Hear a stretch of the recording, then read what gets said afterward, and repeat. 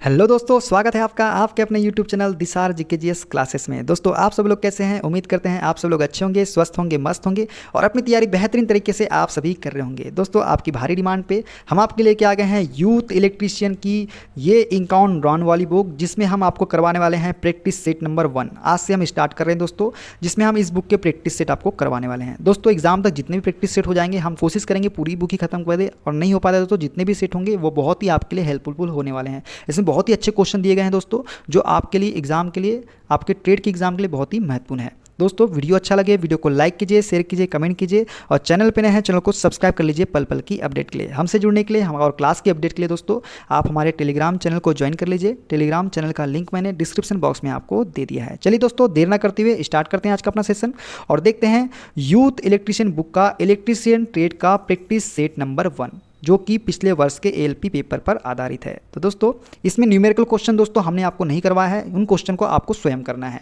हमने सिर्फ आपको आंसर बताया है। ठीक है दोस्तों, चलिए दोस्तों स्टार्ट करते हैं आज का अपना सेशन। एक एम्पलीफायर का धारा लाभ बिना फीडबैक के 400 है, ऋणात्मक फीडबैक के साथ धारा लाभ क्या होगा? तो ये हो जाएगा दोस्तों 80। दोस्तों, सभी के सॉल्यूशन आपको कमेंट बॉक्स में बताना है। हम आपको सॉल्यूशन नहीं करवाएंगे, डायरेक्ट आंसर बताएंगे। ठीक है, तो आपको जितने भी क्वेश्चन जो न्यूमेरिकल है इसके सारे आंसर आपको कमेंट बॉक्स में बताना है, आप किस प्रकार से इन क्वेश्चन को बना रहे हैं। ठीक है, देखते हैं अगला क्वेश्चन। एक ट्रांजिस्टर के लिए धारा लब्धि बीटा 19 है तथा धारा लब्धि अल्फा का मान ज्ञात कीजिए। तो ये हो जाएगा दोस्तों 0.95। क्या हो जाएगा? 0.95। देखते हैं अगला क्वेश्चन। एक पूर्ण तरंग अनियंत्रित डिस्टकारी 200 साइन ओमेगा टी की एसी आपूर्ति से जुड़ा है और 10 ओम के प्रतिरोधी भार को आपूर्ति प्रदान कर रहा है।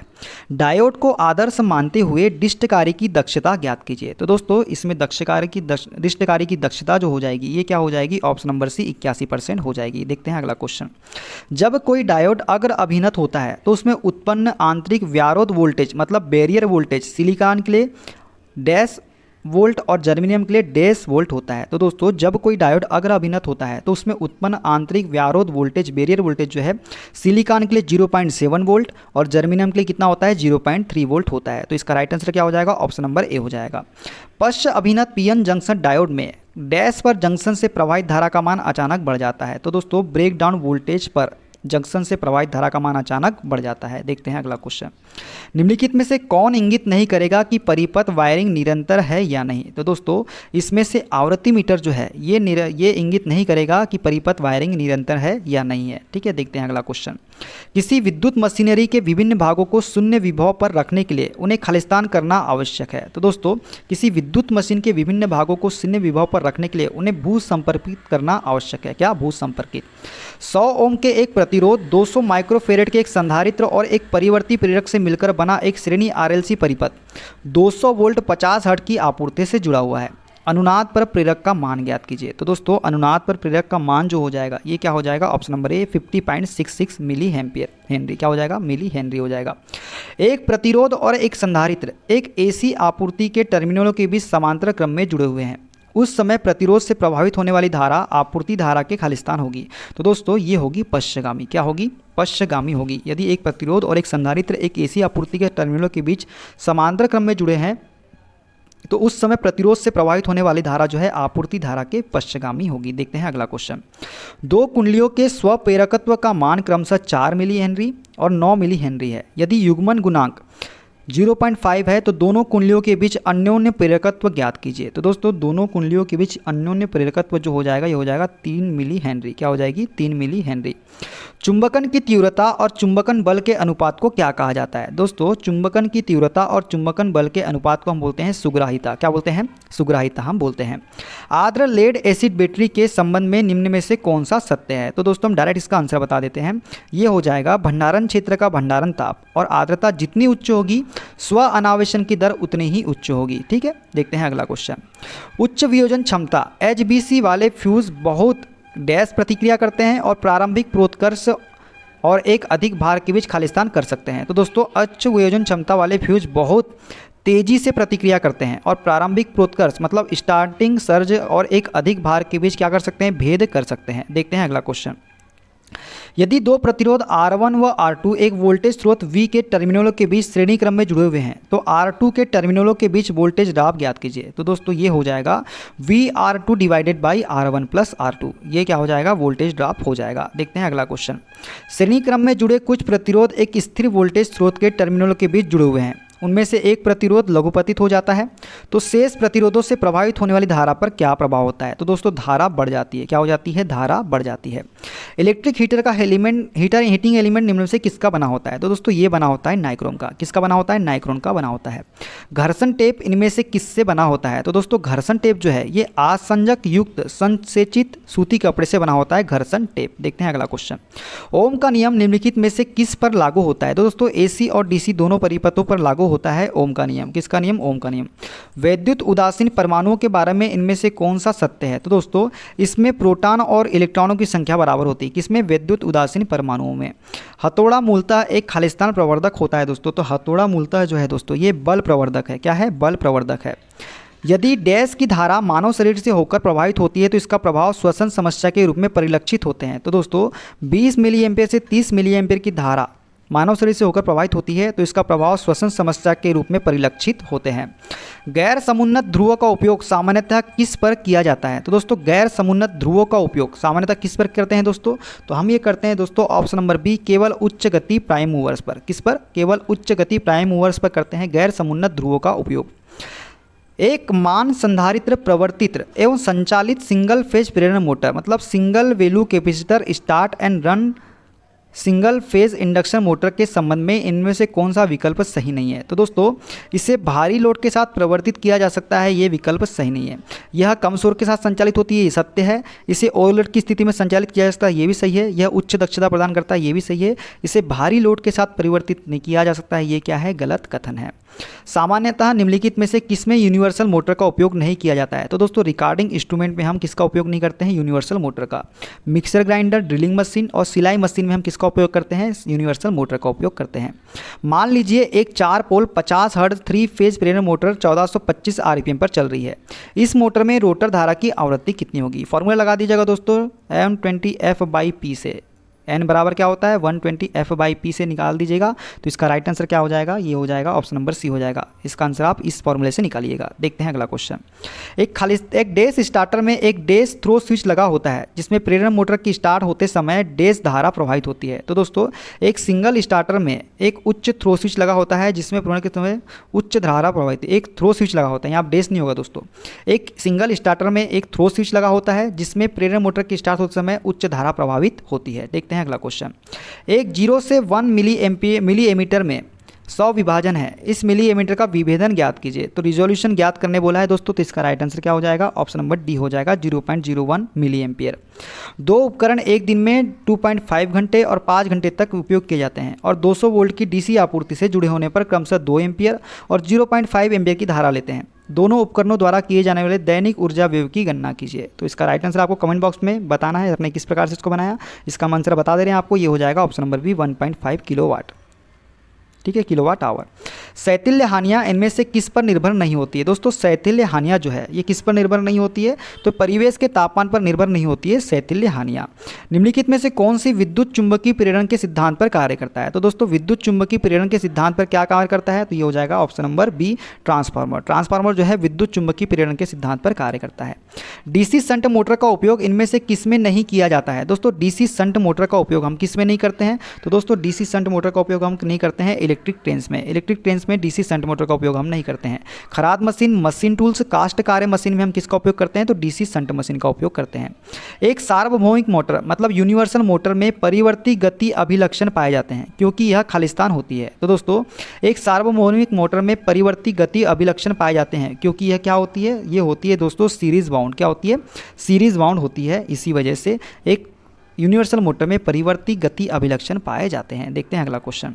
डैश और डैश हानियों को सामूहिक रूप से स्ट्रे हानियों के रूप में जाना जाता है। तो दोस्तों स्ट्रे हानियाँ कौन कौन सी होती है, तो ये हो जाएगा दोस्तों आंसर ऑप्शन नंबर डी, चुंबकीय और यांत्रिक हानियों को हम क्या बोलते हैं, स्ट्रे हानियों के रूप में जानते हैं। किसके, चुंबकीय और यांत्रिक हानि को। देखते हैं अगला क्वेश्चन। सिलिकॉन स्टील का उपयोग डैश हानियों को कम करने के लिए किया जाता है। दोस्तों सिलिकॉन स्टील का उपयोग हम किस लिए करते हैं, तो शैथिल्य हानि को, हिस्टेरेसिस हानि को कम करने के लिए सिलिकॉन स्टील का उपयोग हम करते हैं। किसी भी नए इंस्टॉलेशन की वायरिंग पूर्ण होने पर नियमों के किस समूह को सत्यापित किया जाना चाहिए? तो दोस्तों किसी भी नए इंस्टॉलेशन की वायरिंग पूर्ण होने पर किस नियम को सत्यापित किया जाना चाहिए? तो ये करना जाना चाहिए ऑप्शन नंबर डी, भारतीय विद्युत नियमावली 1956 को। देखते हैं अगला क्वेश्चन। निम्नलिखित में से कौन सी वायरिंग सबसे सुरक्षित प्रकार की होती है? तो दोस्तों सबसे सुरक्षित वायरिंग जो होती है ये कौन सी होती है? Option number B, concealed wiring. Concealed conduit wiring जो है सबसे सुरक्षित वायरिंग का प्रकार है। एक एमएसआई चिप पर खालिस्तान एम्बेडेड घटक होते हैं। तो दोस्तों एक एमएसआई चिप पर कितने एम्बेडेड घटक होते हैं? तो दोस्तों इसका राइट आंसर क्या हो जाएगा? ऑप्शन नंबर बी हो जाएगा। क्या हो जाएगा?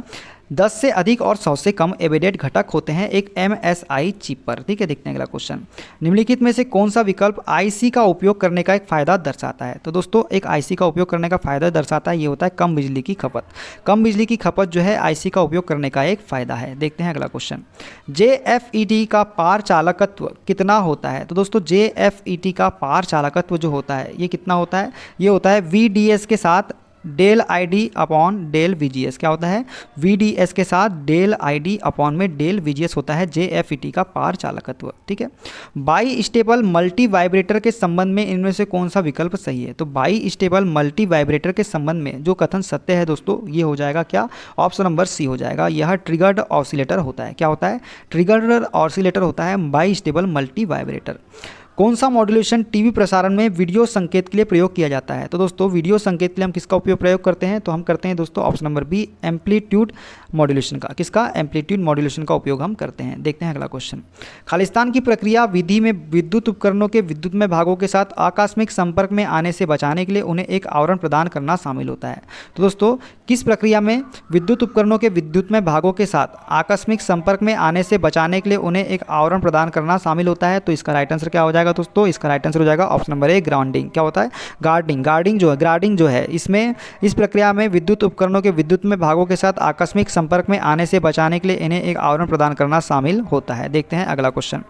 आंतरिक वायरिंग के रूप में यूएफबी भूमिगत फीडर केबल का उपयोग कहाँ नहीं किया जा सकता है? तो दोस्तों आंतरिक वायरिंग के रूप में यूएफबी भूमिगत फीडर का उपयोग कहाँ नहीं किया जा सकता है? तो दोस्तों ये नहीं किया जा सकता है कहाँ पे? 90 डिग्री सेल्सियस से अधिक ताप पर। ठीक है, देखते हैं अगला क्वेश्चन। जब एक ट्रांसमिशन लाइन का लाइन वोल्टेज लगभग खालिस्तान के थ्रेशोल्ड मान से अधिक हो जाता है तो इसके फलस्वरूप हवा का आयनीकरण हो जाता है। तो ये हो जाएगा दोस्तों इसका राइट आंसर क्या हो जाएगा? ऑप्शन नंबर डी, 33 केवी। देखते हैं अगला क्वेश्चन। ईएचवी प्रणाली का उपयोग आमतौर पर बिजली के खालिस्तान के लिए किया जाता है। दोस्तों ईएचवी प्रणाली का उपयोग जो है आमतौर पर बिजली के लिए खालिस्तान के लिए किया जाता है। तो इसका राइट आंसर क्या हो जाएगा दोस्तों? ये हो जाएगा ऑप्शन नंबर सी, संचरण के लिए। किसके लिए? ट्रांसमिशन के लिए करते हैं ईएचवी प्रणाली का उपयोग आमतौर पर। विद्युत प्रणालियों का उत्पादन वोल्टेज कितना होता है? दोस्तों विद्युत प्रणाली का उत्पादन वोल्टेज जो है ये होता है 11 केवी, 11 किलो वोल्ट। देखते हैं अगला क्वेश्चन। थर्मल पावर प्लांट में टरबाइन की स्थिति पोजीशन क्या होती है? दोस्तों थर्मल पावर प्लांट में टरबाइन की स्थिति जो होती है ये क्या होती है बताइए दोस्तों? इसका राइट आंसर हो जाएगा ऑप्शन नंबर बी, बॉयलर और जनरेटर के बीच में होता है स्थित टरबाइन। कहाँ होता है? बॉयलर और जनरेटर के बीच में। देखते हैं अगला क्वेश्चन। एक एयर कंडीशनर की क्षमता निम्नलिखित में से किस में व्यक्त की जाती है? तो दोस्तों टन्स में व्यक्त की जाती है एक एयर कंडीशनर की क्षमता। देखते हैं अगला क्वेश्चन। एक इंडक्शन मोटर ड्राइव के लिए परिवर्ती आवृत्ति की आपूर्ति के लिए यदि रेक्टिफिकेशन अनियंत्रित है तो वोल्टेज और फ्रीक्वेंसी निम्न में से किससे नियंत्रित किए जा सकते हैं? वोल्टेज और फ्रीक्वेंसी। तो इसका राइट आंसर क्या हो जाएगा दोस्तों बताइए? तो इसका राइट आंसर हमको बताना है दोस्तों, क्या हो जाएगा? ये हो जाएगा दोस्तों हमारा right answer option number B वाला। कौन सा हो जाएगा? ऑप्शन नंबर बी वाला। किससे होते हैं? पल्स विड्थ मॉड्यूलेटेड इन्वर्टर से नियंत्रित किए जा सकते हैं वोल्टेज और फ्रीक्वेंसी। देखते हैं अगला क्वेश्चन। विद्युत डिस्चार्ज लैंप में प्रकाश ऊर्जा का उत्पादन खालिस्तान के कारण होता है। तो विद्युत डिस्चार्ज लैंप में प्रकाश ऊर्जा का उत्पादन किसके कारण होता है दोस्तों? तो ये होता है वाष्प या गैस के आयनीकरण के द्वारा। देखते हैं अगला क्वेश्चन। गैसों में विद्युत विसर्जन कब होता है? दोस्तों गैसों में विद्युत विसर्जन कब होता है? ये होता है दोस्तों जब गैसीय माध्यम से विद्युत धारा प्रवाहित होती है तब गैसों में विद्युत विसर्जन होता है। 10 ध्रुव मोटर का ध्रुव पिच 2 है, स्लॉटों की संख्या कितनी होगी? तो दोस्तों 10 ध्रुव मोटर का ध्रुव पिच 2 है तो स्लॉटों की संख्या जो होगी ये कितनी हो जाएगी? 20 हो जाएगी। कितनी हो जाएगी? 20 हो जाएगी। लैप वाइंडिंग में समांतर पथों की संख्या हमेशा ध्रुव की संख्या की क्या होती है दोस्तों? तो समान होती है। क्या होती है? समान होती है। ठीक है, देखते हैं अगला क्वेश्चन।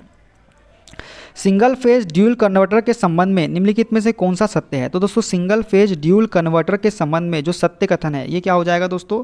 ये हो जाएगा दोस्तों ऑप्शन नंबर एक कन्वर्टर धनात्मक आउटपुट वोल्टेज उत्पन्न करता है और दूसरा कन्वर्टर ऋणात्मक आउटपुट वोल्टेज उत्पन्न करता है। देखते हैं अगला क्वेश्चन। एक 3 फेज 16 पोल प्रत्यावर्तक में 144 स्लॉट और प्रति स्लॉट 10 चालक युक्त स्टार संयोजित वाइंडिंग है। फ्लक्स प्रति पोल 33.03 मीटर मिली वेबर है, जो कि ज्यावक्रीय वितरित है और इसकी गति 375 आरपीएम है। यदि वितरित कुंडली डिस्ट्रीब्यूटेड वाइंडिंग के प्रभाव को नगण्य माना गया हो तो प्रति फेज विद्युत भाग बल ज्ञात कीजिए। तो इसका राइट आंसर क्या हो जाएगा दोस्तों? इसको कमेंट बॉक्स में जरूर बताइएगा आपने किस प्रकार से सॉल्व किया। तो इसका राइट आंसर हो जाएगा ऑप्शन नंबर ए 1600 वोल्ट। ठीक है, देखते हैं अगला क्वेश्चन। एक समुन्नत पोल प्रत्यावर्तक सेलियंट पोल अल्टरनेटर को इसके खालिस्तान व्यास और खालिस्तान अक्षीय लंबाई से पहचाना जाता है। तो इसका दोस्तों एक समुन्नत पोल अल्टरनेटर मतलब सेलियंट पोल अल्टरनेटर जो है, इसमें क्या होता है, दीर्घ व्यास होता है और लघु अक्षीय मतलब छोटी अक्षीय लंबाई से पहचाना जाता है। एक उच्च दबाव मरकरी वेपर लैंप की प्रदीपन दक्षता कितनी होती है? तो दोस्तों एक उच्च दबाव मरकरी वेपर लैंप की प्रदीपन दक्षता जो होती है ये कितनी होती है दोस्तों? ये होती है 44 से 57 ल्यूमेन प्रति वाट। कितनी होती है? 44 से 57 ल्यूमेन प्रति वाट। किसी स्टार्टर को चुनते व इंसुलेट करते समय किन किन बातों या कारकों पर विचार नहीं किया जाना चाहिए? तो दोस्तों किसी स्टार्टर को चुनते व इंसुलेट करते समय किन किन बातों या कारकों पर विचार नहीं किया जाना चाहिए? तो इसका राइट आंसर क्या हो जाएगा दोस्तों? ऑप्शन नंबर ए मोटर के आकार पर विचार नहीं किया जाना चाहिए। देखते हैं अगला क्वेश्चन। माप यंत्रों में बाल कमानी में खालिस्तान सामग्री प्रयोग की जाती है। तो दोस्तों माप यंत्रों में बाल कमानी में हम किसका उपयोग करते हैं? ये करते हैं फास्फर कांसा का। किसका? फास्फोरस कांसा, फास्फर कांसा का उपयोग करते हैं बाल कमानी में। एक एकल कला ट्रांसफार्मर में प्राइमरी में 400 लपेट एवं सेकेंडरी में 50 लपेट है। कोर का क्रॉस सेक्शनल क्षेत्र 80 सेंटीमीटर स्क्वायर एवं फ्लक्स घनत्व 12 वेबर प्रति सेंटीमीटर स्क्वायर है। यदि 440 वोल्ट 50 हर्ट्ज एसी आपूर्ति प्राइमरी साइड को दी जाती है तो ट्रांसफार्मर के सेकेंडरी साइड पर प्रेरित ईएमएफ आवृत्ति क्या होगी? तो इसका राइट आंसर क्या हो जाएगा दोस्तों? ये हो जाएगा option number B 55 volt 50 hertz. आपको जितने भी न्यूमेरिकल क्वेश्चन है दोस्तों आपको खुद से बनाना है, हम आपको सोल्यूशन नहीं बताएंगे, हम सिर्फ आपको डायरेक्ट आंसर बताएंगे। ठीक है, देखते हैं अगला क्वेश्चन। डिस्ट धारा मोटर का विरोधी विद्युत भाग बल डैश होता है। दोस्तों डिस्ट धारा मोटर का विरोधी विद्युत भाग बल जो होता है ये क्या होता है? ये होता है दोस्तों ऑप्शन नंबर बी ऊर्जा रूपांतरण में मदद करता है। जो डिस्ट धारा मोटर का विरोधी विद्युत भाग बल जो होता है दोस्तों ये क्या करता है? ऊर्जा रूपांतरण में मदद करता है। ठीक है, देखते हैं अगला क्वेश्चन।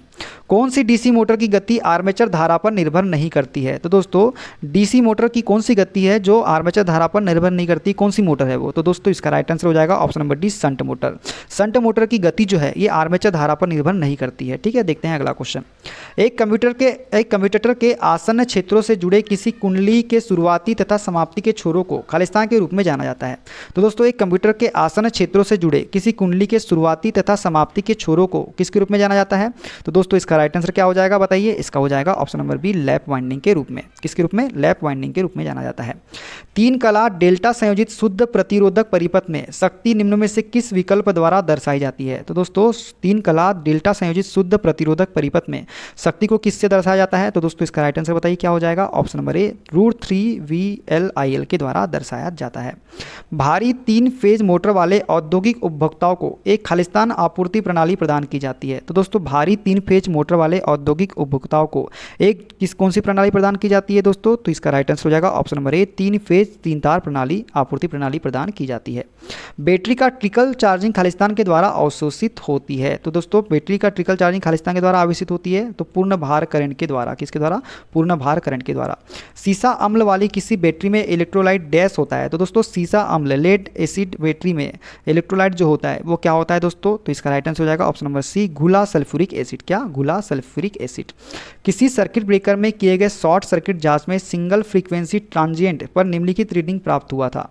पीक रिस्टार्टिंग वोल्टेज तक पहुंचने का समय 50, पीक रिस्टार्टिंग वोल्टेज 125, औसत ट्रिपल RV कितना होगा? तो दोस्तों इसका राइट आंसर क्या हो जाएगा दोस्तों बताइए? इसका हो जाएगा option number B 2.5 kilo volt में क्या हो जाएगा? म्यू प्रति सेकेंड। ठीक है, देखते हैं अगला क्वेश्चन।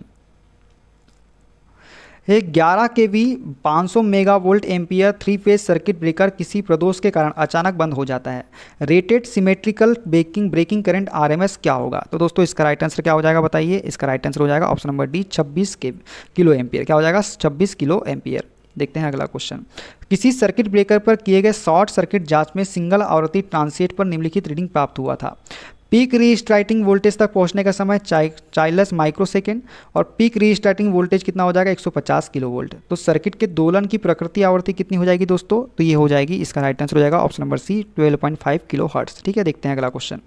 ब्रेजिंग में प्रयुक्त स्पेल्टर सामान्यतः खालिस्तान का बना होता है। तो दोस्तों ब्रेजिंग में प्रयुक्त स्पेल्टर जो है ये किसका बना होता है, तो ये बना होता है दोस्तों ऑप्शन नंबर ए कॉपर बेस और चांदी की मिश्र धातु का। किसका, कॉपर बेस और चांदी की मिश्र धातु का।